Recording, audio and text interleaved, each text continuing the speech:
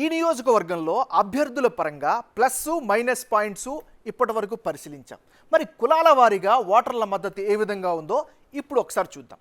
ఈ నియోజకవర్గ పరంగా చూస్తే ఎస్సీ సామాజిక వర్గం 27% మంది ఉన్నారు. అందులో మాదిగులు 80% మంది ఉంటే మాలలు 20% మంది ఉన్నారు.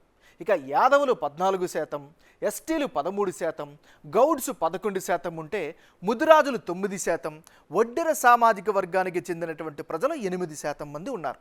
అంటే ఓవరాల్గా సత్తుపల్లిలో ఎస్సీలు 27% మంది ఉన్నారు.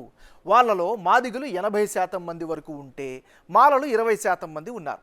వారి మద్దతుని గనుక గమనిస్తే అధికార పక్షమైన బీఆర్ఎస్ పార్టీకి 40%, కాంగ్రెస్కు 45%, తెలుగుదేశం పార్టీకి 10%, ఇతరులకు 5% చొప్పున సపోర్ట్ చేస్తున్నారు. ప్రభుత్వ వ్యతిరేకత సండ్రకు మైనస్ కానుండగా సంభాని చంద్రశేఖర్, మట్టా దయానంద్ వ్యక్తిగత ఇమేజ్ దళితుల ఓటర్లకు ఆకట్టుకుంటోంది. టీడీపీ నుంచి అభ్యర్థులు పోటీలో ఉండకపోతే పొంగిలేటి శ్రీనివాసరెడ్డి, తుమ్మల నాగేశ్వరరావు ప్రభావం వల్ల ఆ 10% ఓట్ షేర్ కూడా కాంగ్రెస్ పార్టీకి దక్కనుందని బిగ్ టీవీ ఎలక్షన్ సర్వేలో తేలింది.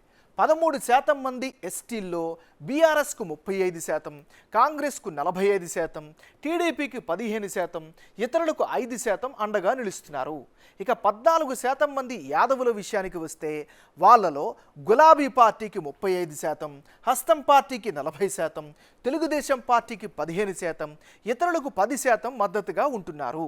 11% మంది ఎస్టీల్లో అధికార పార్టీకి 40%, హస్తం పార్టీకి 40%, తెలుగుదేశం పార్టీకి 15% మంది సపోర్ట్ ఇస్తే ఇతరులకు 5% మంది సపోర్ట్ చేస్తున్నారు.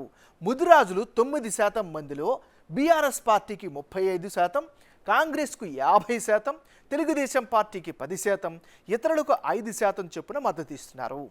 ఇక 8% మంది వడ్డెర్లలో బీఆర్ఎస్కు అనుకూలంగా 40% మంది ఉంటే కాంగ్రెస్ పార్టీకి 45% మంది మద్దతు ఇస్తున్నారు.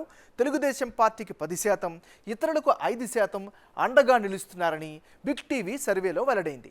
ఒకవేళ సత్తుపల్లిలో తెలుగుదేశం పార్టీ అభ్యర్థి గనక పోటీ చేయకపోతే ఆ ఓట్ షేర్ మొత్తం తుమ్మల ప్రభావం వల్ల కాంగ్రెస్ పార్టీకి బదిలీ అయ్యే అవకాశాలైతే స్పష్టంగా కనిపిస్తున్నాయి. ఇది ఈ నియోజకవర్గానికి సంబంధించినటువంటి క్యాస్ట్ పాలిటిక్స్.